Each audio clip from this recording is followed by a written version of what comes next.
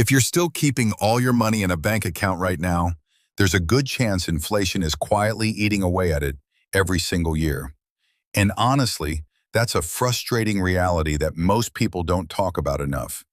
But here's the thing, investing isn't just for wealthy people or Wall Street insiders anymore. You can literally start today with $10 and your phone. I'm going to walk you through some of the best investing apps for beginners right now. And stick around because the last one I mentioned might be the most beginner-friendly of them all. Not long ago, investing felt completely out of reach for most people. You needed a broker, serious capital, and a finance degree just to feel like you knew what you were doing. Today, there's an app for that. Actually, there are several, and they've made the whole thing surprisingly approachable. Let's start with Acorns. If the idea of actively managing investments stresses you out, Acorns was basically built for you. The whole concept is brilliantly simple. It invests your spare change without you having to think about it. Here's how it actually works. Every time you buy something, Acorns rounds up to the nearest dollar and quietly invests the difference. Spend $3.40 on a coffee, it rounds up to $4 and puts that 60 cents to work.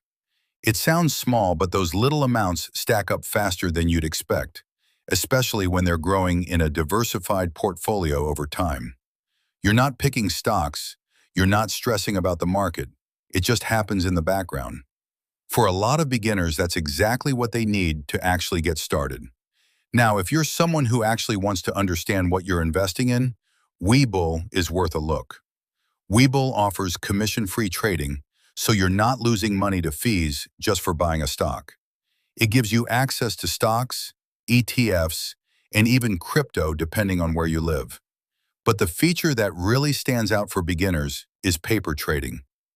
Paper trading lets you practice with fake money in a real market environment. You can test strategies, watch how things play out, and get comfortable with the whole experience without any actual financial risk. That kind of pressure-free practice can make a huge difference when you're just starting out. Then there's Robinhood, which you've probably already heard of. Robinhood basically changed the game when it launched by making investing feel as easy as ordering food from your phone. The interface is clean, you can open an account in minutes, and one of its best features for beginners is fractional investing. That means you don't need hundreds of dollars to buy a share of a big company. You can put in $10 or $20 and own a small slice of it. Simple, accessible, and a solid starting point for a lot of people. But what if you just want someone or something to handle it for you? That's where Betterment comes in. It's what's called a robo-advisor, and the idea is pretty straightforward. You answer a few questions about your goals and your comfort with risk, and Betterment builds a portfolio around your answers.